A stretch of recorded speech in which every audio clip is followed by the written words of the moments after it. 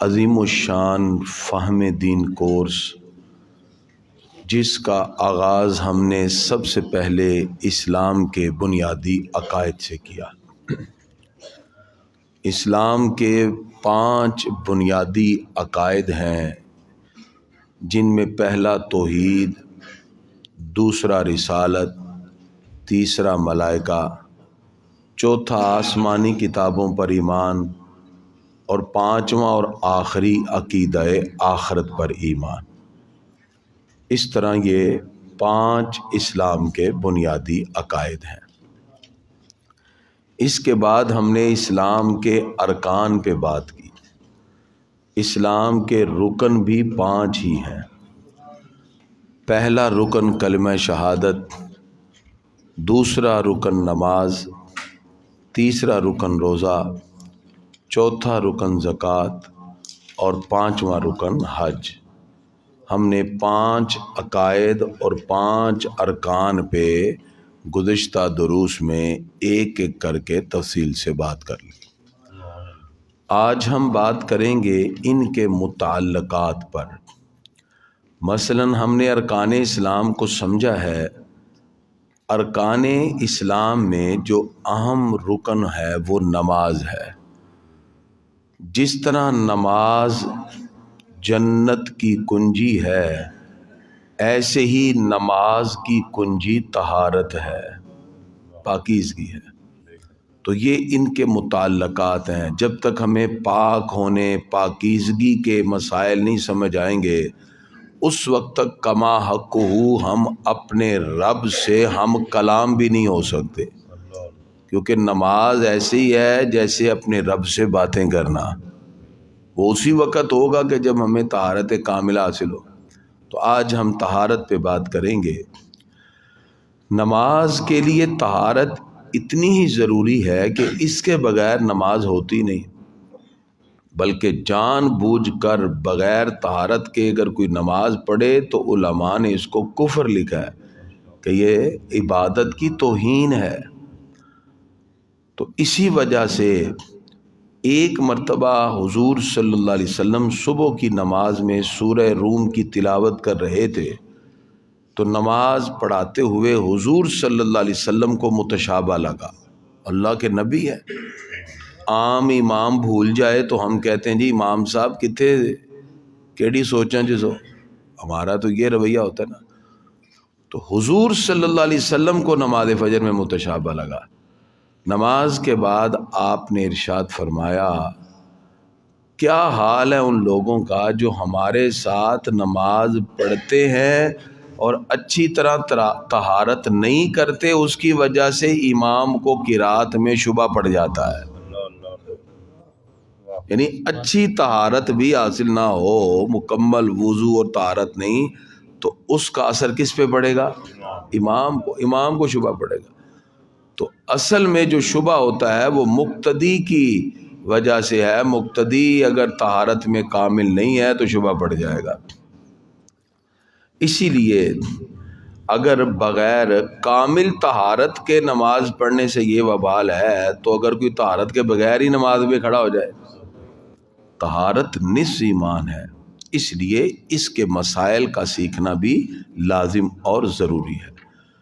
ہم جب بھی طہارت حاصل کرتے ہیں اس کے لیے پانی ہوتا ہے۔ پانی کا پاکیزہ ہونا ضروری ہے، کیونکہ پانی سے ہی ہم نے پاکیزگی حاصل کرنی ہے۔ لہذا عموماً جیسے گھروں میں آج کل ٹینکیاں ہیں، تو اس کی پاکیزگی کا اہتمام کیا جائے، ٹھیک ہے نا؟ یعنی ٹینکی وغیرہ کو کچھ عرصے کے بعد دھویا جائے۔ مثلاً آج کل جیسے مساجد کی بھی ٹینکیاں بنی ہوتی ہیں بڑی بڑی، وہ تو مسجد کے ساتھ ہی اینٹوں اور سیمٹ کے ساتھ بنا دیا۔ بعض ایسی مسجدیں ہیں جن کی ٹینکیاں سال سال دھلتی نہیں ہیں، سال کیا کئی کی 2 3 سال، اور بعد میں ان کو جب دھویا تو پتہ چلا اندر تو چوہے مرے ہوئے تھے۔ اللہ معاف کرے، ایسا نہیں ہونا چاہیے۔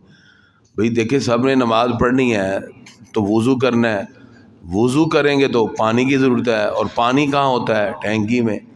تو سب سے پہلے تو اس کی پاکیزگی کا خیال رکھا جائے گا۔ ٹھیک ہے نا.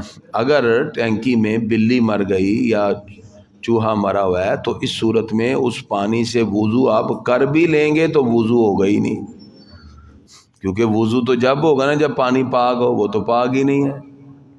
اب اندازہ لگائیے کہ کہاں تک اس کا اثر منتقل ہوگا. اس لیے کوشش کی جائے کہ اس طرح گھروں میں بھی اور مساجد میں بھی جو ٹینکیاں ہیں ان کو کچھ عرصے کے بعد، 6 ماہ بعد، کچھ عرصے کے بعد اس کو خاص طور پہ صاف کرنے کا اہتمام کیا جائے. ایک بات. دوسرا یہ ہے کہ جب انسان پر غسل فرض ہو جاتا ہے، بالفرض جب غسل فرض ہو گیا تو اس نے غسل کے لیے پانی ٹب میں بھرا، ٹھیک ہے نا. اب وہ جو پانی اس نے ٹب میں بھرا ہے اس میں ڈائریکٹ وہ ہاتھ نہیں ڈالے گا. مثلا ایک بندے پہ غسل فرض ہے، اس نے ٹب یا بالٹی میں گیزر کھول دیا، جی پانی بھر گیا، ٹھیک ہو گیا. اب اس کے ہاتھ دھلے ہوئے نہیں ہیں، اس نے ڈبہ نکالنے کے لیے ہاتھ ڈالا بالٹی میں، ڈبہ تو نکال لیا لیکن اس کا ہاتھ بالٹی میں دھل گیا. اس سے کہتے ہیں یہ پانی استعمال شدہ ہے. یہ پانی کیا جی؟ اب اس سے وہ غسل کر بھی لے گا تو پاک نہیں ہوگا، اس لیے کہ استعمال شدہ پانی سے غسل یا وضو کرنے سے وضو غسل ہوتا ہی نہیں. اب یہ ایک ایسا مسئلہ ہے اکثر احباب اس میں غفلت کرتے ہیں. یعنی اگر آپ نے اس بالٹی میں ہاتھ ڈالنا ہے، پہلے ہاتھ دھونے ہیں پھر ڈال سکتے ہیں، وگرنہ وہ مستعمل پانی ہو گیا، استعمال شدہ ہو گیا، اس سے وضو غسل ہو ہی نہیں سکتا. آپ کر بھی لیں گے غسل تو پھر بھی ناپاک ہی ہیں ابھی، کیونکہ آپ نے مستعمل پانی سے، استعمال شدہ پانی سے غسل یا وضو کیا ہے. تو اس کے لیے بڑی احتیاط کی ضرورت ہے. یہ مسائل اس لیے تو سکھائے جا رہے ہیں کہ بندہ بغیر وضو ہی نماز پڑھی جا رہا ہے، گھر میں مستعمل پانی سے ہی بھرے ہوئے ٹب میں بغیر ہاتھ دھوئے اس نے ڈبہ نکالنے کے لیے ہاتھ ڈال کے نکالا، پھر اسی پانی سے وضو کر کے مسجد میں آ گیا، اس کا وضو تو ہوا ہی نہیں، کیونکہ اس نے تو استعمال شدہ پانی سے وضو کیا اور وہ تو اس سے ہو ہی نہیں سکتا. ٹھیک ہے. اب یہ مسائل کا اس لیے سیکھنا ضروری ہوتا ہے. اسی طرح پاکیزگی کے اندر طہارت میں ہوتے ہیں کپڑے انسان کے. عموماً انسان غفلت کر لیتا ہے، غسل فرض ہوا ہے یا کپڑے ناپاک ہیں، ایسے ہی اٹھا کے کپڑوں میں ڈال دیے. اور کپڑوں کے اندر عموماً گھروں میں خواتین مشین میں بس کپڑے ڈالے، 2-4 پھیرے گھمائے، چل بھی نکالا اور ایک بار پانی ڈالا، چلو جوتے سکھاؤ. بندہ وہ پہن کے آ گیا، وہ تو کپڑے پاک ہے ہی نہیں، وہ تو ناپاک ہے. کیونکہ ایک سوٹ گھر میں ناپاک تھا، 5 سوٹ اس میں ڈال دیے، وہ سارے ناپاک کر دیے اس نے. ایک تو سارے ناپاک ہو گئے، دوسرا اس کو پاک کرنے کا جو شرعی طریقہ تھا اس کے مطابق تو کیا ہی نہیں. وہ تو ایسی چوک کے مشین جی تے مشین تو باہر کٹ کے ایک باری پانی سٹے آتے سیدھا ہوتے تاراں چتے بندہ پا کے سوٹڑ بوٹڑ پیچھے اس امام کے، اللہ اکبر، کپڑے تو ناپاک ہیں تیرے سارے، تیری نماز کہاں سے ہو رہی ہے؟ یہ اتنے اہم مسائل ہیں، ہم اس کو نہیں ٹائم دیں. ہم ٹھیک ہے جی کوئی گل نہیں. اب اس کے لیے طریقہ کیا ہے؟ پہلے تو یہ کہ اگر کوئی کپڑا ناپاک ہو تو اس کپڑے کی ناپاک جگہ کو دھو کر پاک کپڑوں میں رکھا جائے. یہ غلط ہے کہ آپ ناپاک کپڑوں کو پاک کپڑوں میں ملا کے دھوئیں، یہ ویسے ہی غلط ہے. اسے مشین بھی ناپاک، سارے کپڑے ناپاک کیوں کرنے؟ پھر اگر وہ سارے ناپاک ہو بھی گئے ہیں تو پھر اس کو 3 مرتبہ الگ الگ صاف پانی سے دھونے سے پھر وہ کپڑے پاک ہوں گے. کتنی مرتبہ جی؟ 3 دفعہ. تو اتنی محنت پھر کون کرے؟ کبھی کریں، یا تو پھر کپڑے رکھیں ہی ناپاک الگ رکھیں، اس کے لیے الگ. یعنی ایک مرتبہ پانی بہایا جائے گا سارے کا سارا، اس کو نچوڑ دیا جائے گا، پھر دوسری مرتبہ پانی ڈالا جائے گا، پھر اس کو بہا کے پھر کپڑے نچوڑے جائیں گے، پھر تیسری مرتبہ پانی ڈالا جائے گا، پھر اس کو بہا کے جب تیسری مرتبہ نچوڑیں گے اب وہ کپڑا پاک ہو جائے گا. سمجھ آ گئی؟ اگر اس کے بغیر صرف مشین سے نکالا اور کسی بالٹی میں 2 بار ڈالا اور تیسری مرتبہ نلکے میں دوسری مرتبہ نلکے میں ڈالا اور سیدھا اوپر، تو وہ تو سوکھ کے کپڑا پھر بھی ناپاک ہے. تو یہ پاکیزگی کے لیے کپڑوں کا پاک ہونا ضروری ہے. ٹھیک ہے نا. ایک تو یہ پاکی. اسی طرح وہ چیزیں جس کو ہم نچوڑ نہیں سکتے، جیسے گدا ہے، بیڈ کا گدا، اس پہ بچے نے پیشاب کر دیا، یا قالین ہے یہ مسجد کا ہے جیسے، اس پہ کسی نے پیشاب، تو اس کو پاک کرنے کا طریقہ یہ ہوتا ہے کہ اس کو کہیں کونے وغیرہ میں اتنا حصہ رکھا جائے اونچا، اور اس میں پانی ڈالا جائے، وہ اب قالین یا گدے سے پانی جب نیچے ٹپکنے لگ جائے گا پھر چھوڑ دیں، اب وہ پانی ٹپکتا ٹپکتا ٹپکتا ٹپکتا سارا اس میں سے ایک بار نکل گیا، پھر دوسری مرتبہ وہیں پانی ڈالیں، پھر وہ ٹپکتا ٹپکتا ٹپکتا ٹپکتا نیچے نکل گیا، پھر تیسری مرتبہ، جب تیسری مرتبہ ٹپکنا بند ہوگا وہ گدا اور قالین پاک ہو جائے گا، ٹھیک ہے۔ تو گھروں میں اگر اس طرح کی صورتحال کوئی قالین یا اس کو پاک یوں کیا جاتا ہے، تو یاد رکھیے ہماری عبادتیں قرب الہی کے جتنے طریقے اللہ کی بارگاہ میں پہنچنے کے وہ پاکیزگی اور طہارت کے ساتھ ہیں۔ تو سب سے پہلے ہم نے کس کو پاک دیکھنا ہے جی؟ پانی کو۔ کیا ہوگا جی؟ پانی پاک ہوگا، ٹھیک ہے۔ عموماً گھروں میں یا کہیں باہر ہم جاتے ہیں تو وہ انہوں نے چھوٹے چھوٹے گھروں میں ڈرمیاں رکھی ہوتی ہیں، جی یہ وضو کر لو جی پاک ہی ہے، تو اندر دیکھو اندر کیا کیا چیزیں تیر رہی ہوتی ہیں، بچے کا کپڑا کوئی اوپر رکھا اور ٹینکی پہ وہ اندر ہی سیدھا وہی ناپاک پانی سے وضو ہو رہا ہے، ایسے تو نہیں ہوگا، وہ تو ناپاک ہو چکا ہے۔ تو اس طرح سب سے پہلے ہم نے کس چیز کو دیکھنا ہے جی؟ پانی کو۔ اس لیے آپ اپنے اپنے گھروں کی ٹینکیاں، مساجد کی ٹینکیاں، اس کو اچھی طرح دیکھا کریں، کوئی چوہا نہ مرا ہو، کوئی چھپکلی نہ اندر گر کے مر جائے، ان چیزوں کو دیکھیں، وگرنہ اگر یہ پانی ناپاک ہے تو اس سے وضو نہیں ہو رہا، اور جب وضو نہیں ہو رہا تو نماز ہی نہیں ہو رہی۔ دوسری چیز ہم نے اپنے لباس کو دیکھنا ہے، کیونکہ لباس کی پاکیزگی ضروری ہے، اس لیے ناپاک جو کپڑے ہوں ان کو پاک کے ساتھ ملا کے نہ دھویا جائے، ناپاک کپڑے ہیں تو اس کو الگ سے اتنا حصہ دھو کر 3 مرتبہ نچوڑ دیا جائے، وہ پاک ہو جائے گا، اس کے بعد اس کو پاک کپڑوں میں رکھ دیں، اس کو دھل جائے، پاک کے ساتھ دھل رہے ہیں کوئی بات نہیں۔ لیکن اگر ناپاک کپڑے پاک میں چلے گئے تو پھر الگ الگ 3 مرتبہ صاف پانیوں سے دھونا ضروری ہے، ادروائز آپ ناپاک کپڑے پہن کے نماز پڑھتے رہیں، نہ نماز ہے، نہ اللہ کا قرب ہے، نہ خشوع ہے، نہ خضوع ہے۔ پھر جتنے مرضی ہم یہاں لیکچر دیں جی نماز قائم کرو، قائم کدھر سے ہوگی؟ کپڑے ہی پاک نہیں ہے، ٹھیک ہے۔ نماز یہ لباس کا پاک ہونا۔ پھر تیسری چیز کیا ہے جی؟ جگہ کا۔ جگہ کے میں نے بتا دیا، قالین وغیرہ اگر ہیں، کیونکہ گدے پر تو نماز ہوتی نہیں ہے، گدا تو پریس ہو جاتا ہے، تو قالین وغیرہ جو وہ بھی پاک ہونے چاہیے۔ اگر ناپاکی کا معاملہ ہوا ہے تو فوراً اس میں 3 مرتبہ پانی گزاریں تاکہ وہ پاک ہو جائے۔ اب ہم نے پاک ہونے کے لیے 2 چیزیں سمجھنی ہیں اور اس کا نائب اور ہمارا آج کا درس مکمل۔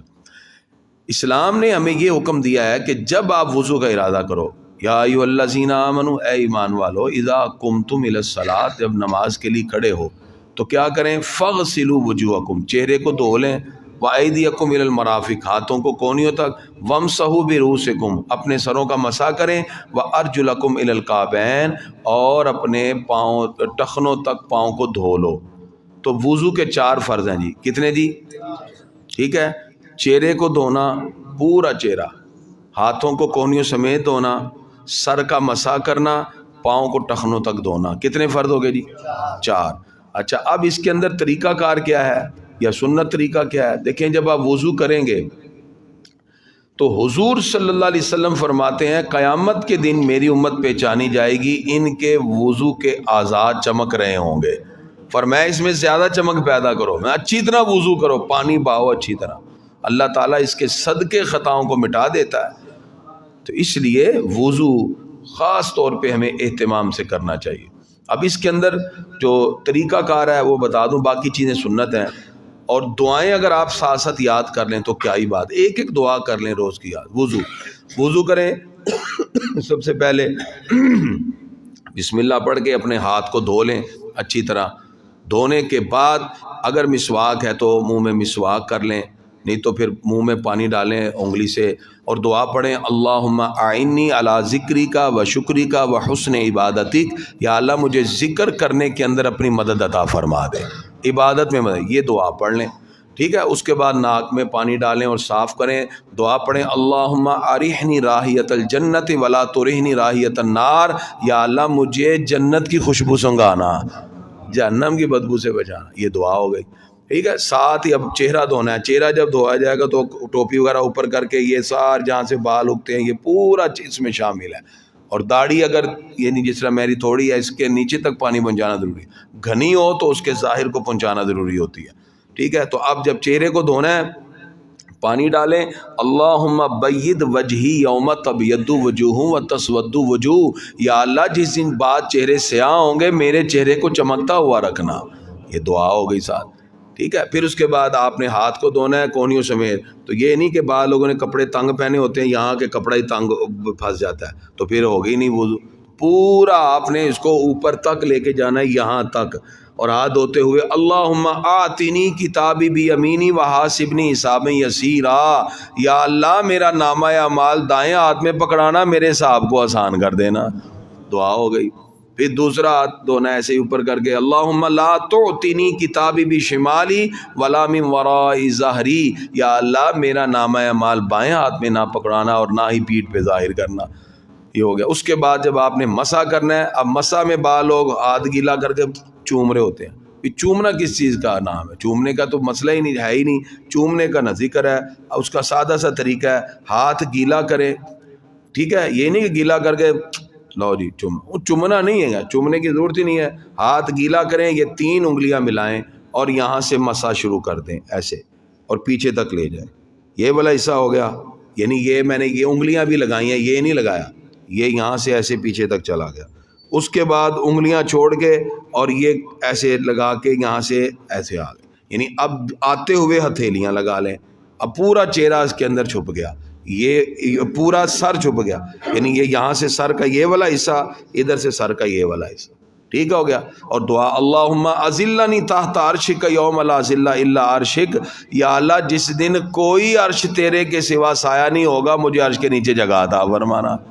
دعا ہو گئی. اس کے بعد پھر کان میں مسا اللہم اجعلنی من الذین یستمعون القول فیتبعون احسنہ، یا اللہ میرے کانوں میں وہی بات ڈالنا جو تجھے اچھی لگے اور اتباع بھی تیری ہو جائے. یہ ہو جائے. اس کے بعد کانوں کے پیچھے اور گردن اللہم اعتق رقبتی من النار، یا اللہ میری جہنم کو گردن سے آزاد فرما دینا. ساتھ یہ دعا ہو گئی. ٹھیک ہے. اس کے بعد پھر پاؤں کو دھویا. دائیں پاؤں کو دھوتے ہوئے اچھی طرح انگلیوں کے ساتھ اندر تک دھوئیں اور ہاتھ میں دعا کر اللہم ثبت قدمی علی الصراط یوم تزل الاقدام، یا اللہ جس دن پل صراط پہ قدم ڈگمگاتے ہوں گے میرے پاؤں کو ثابت قدم رکھنا. بائیں پاؤں کو اللہم اجعلنی ذنبی مغفورا وسعی مشکورا، یا اللہ میرے گناہوں کو معاف کر دے، میری اس کوشش کو قبول کر لے. لو ابھی دعا بھی ہوگی اور وضو کے ساتھ ہی رب سے بخشش کا پروانہ بھی مل گیا. دعائیں بھی ہوگی ساتھ ہیں ایسے، وضو بھی ہو گیا اور دعائیں بھی ہو گئی، اللہ سے بخشش کا پروانہ مل گیا. تو اس طرح اب یہ جو چیزیں تھیں باقی یہ سنت میں آ جائیں گی. ٹھیک ہے نا. یعنی مثال کے طور پہ ہم نے جو منہ میں پانی ڈالا، مسواک کی، ناک میں، یہ ساری سنت میں. اس طرح وضو کیا جائے اور بالکل اچھے انداز میں. اور اسی طرح گفتگو نہ کی جائے وضو کے دوران، اونچی جگہ بیٹھا جائے، کپڑوں پہ چیٹے نہ پڑیں، دوسروں کو چیٹے نہ پڑیں. ٹھیک ہے نا. یہ سب چیزیں. پھر یہ نہیں ہے کہ وضو کر کے دوڑ کے مسجد میں آ جائیں. بہتر تو ہے کہ مسجد کے ساتھ کوئی رومال یا ایسے ہو جائیں تو وہ صاف کر کے آئیں. مسجد میں ٹپکتے ہوئے وضو کے ساتھ نہیں آنے چاہیے.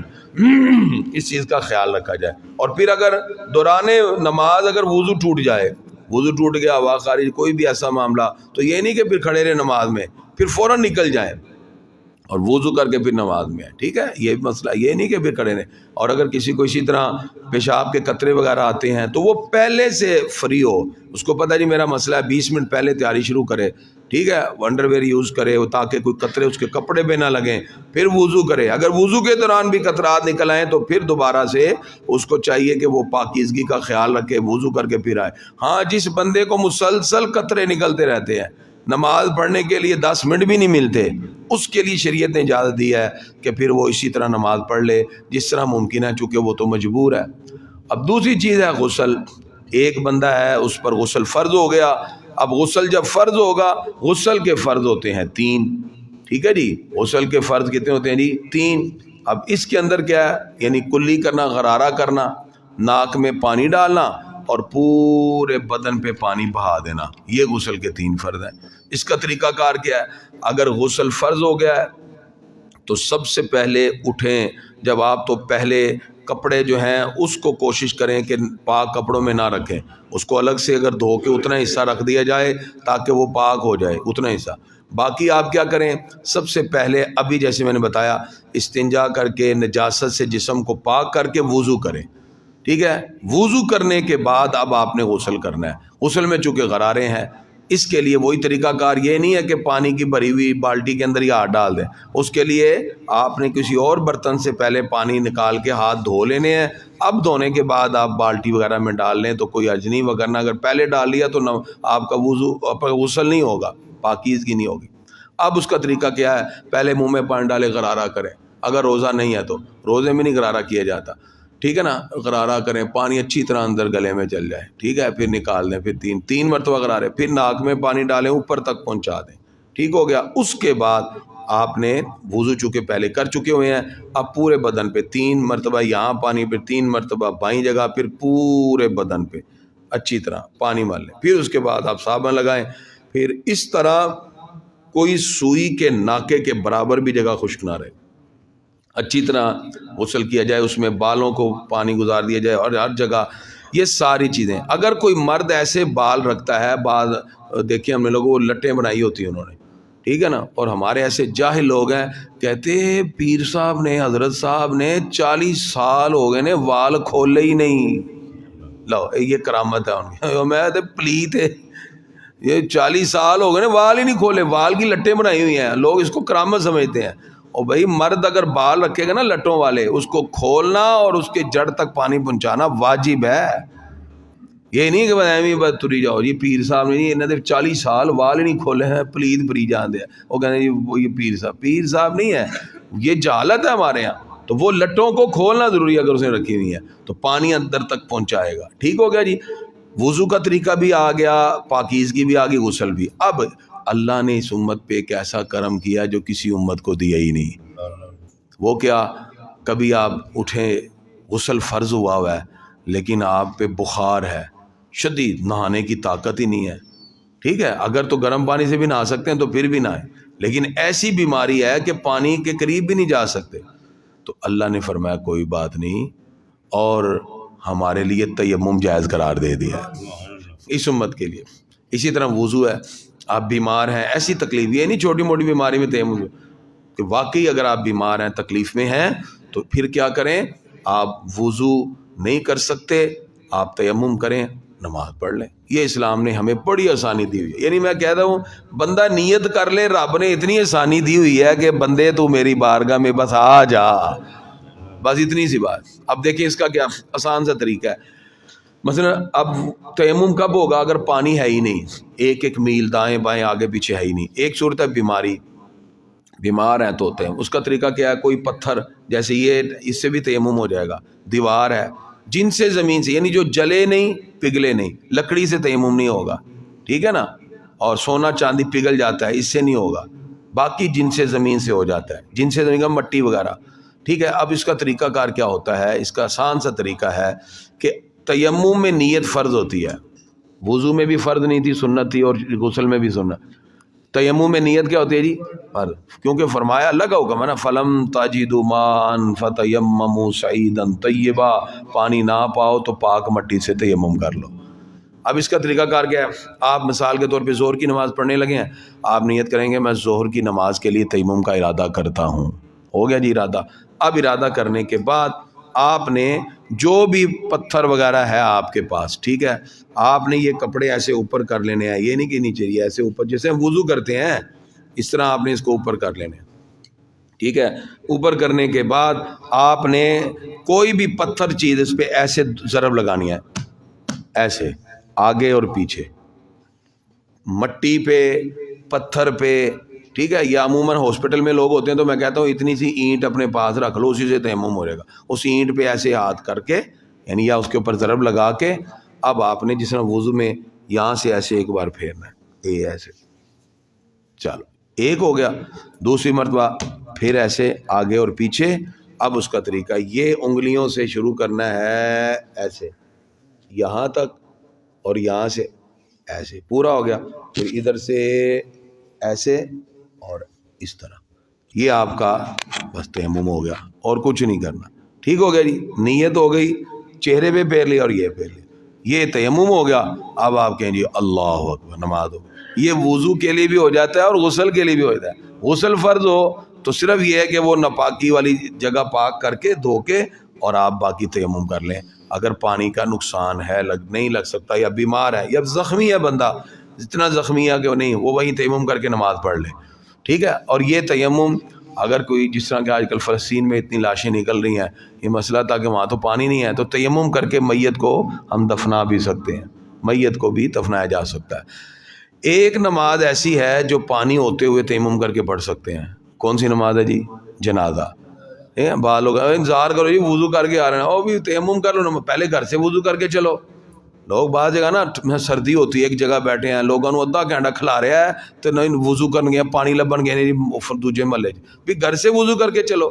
اس میں اسلام نے اجازت دی ہے. آپ آئے ہیں، دیکھا کہ جنازہ تیار ہے، کھڑا ہونے لگا ہے، پانی نہیں، پانی قریب بھی ہو لیکن دیر ہو جائے گی وضو کرنے میں، کھڑے کھڑے وہیں دیوار پہ ہاتھ ماریں، ایک بار دوسری بار ہاتھ ماریں، ایسے چلو بھی اللہ اکبر، جنازہ پانی کے ہوتے ہوئے بھی ہو جائے گا، باقی نہیں ہو سکتا. ٹھیک ہے، نماز عید، نماز جمعہ وغیرہ پانی کے ہوتے ہوئے تیمم سے ہم نہیں پڑھ سکتے. یہ مسئلہ ذہن میں رکھیں جی. آج ہم نے طہارت پاکیزگی کی بات کی ہے کیونکہ ہماری ساری عبادات کا ڈیپینڈ ہی اس پہ ہے.